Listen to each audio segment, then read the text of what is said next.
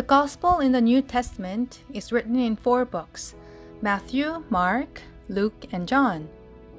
While all 4 Gospel books record stories about Jesus, we can see that the details about things that Jesus said, places he went, and miracles he showed differ slightly upon closer perspective. But there is one miracle that Jesus showed, which is talked about in all the Gospel books. And this miracle is about 5 loaves of bread and 2 fish. Jesus fed 5,000 people with 5 loaves of bread and 2 fish. Jesus' miraculous feeding of hungry people must have left the deepest impression in the minds of people at the time. Mark tells about this story in detail, and it goes on to tell another miraculous story about how Jesus fed 4,000 people in a different event.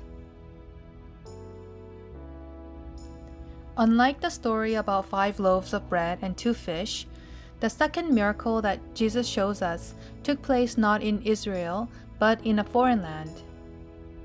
Jesus must have also been really popular in nations of strangers. Many people came to hear his words. They would spend days with Jesus and stay by his side.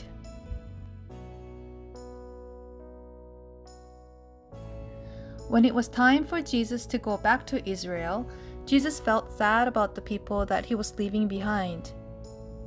He had compassion for those who came to see him and had to return home hungry.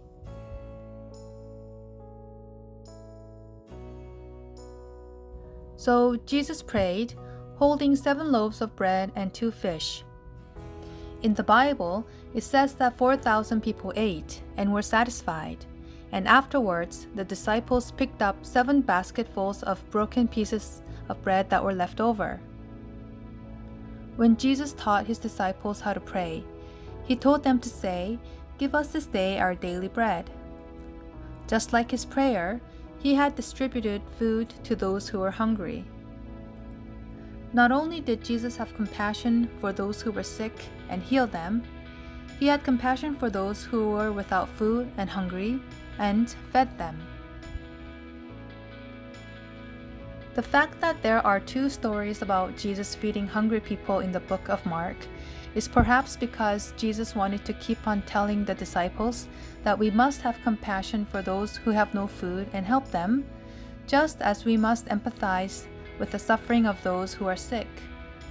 We must also continue to learn Jesus' teaching.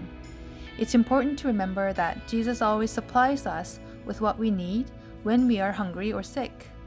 And in return, we must also be able to share what Jesus gives us with those who need it.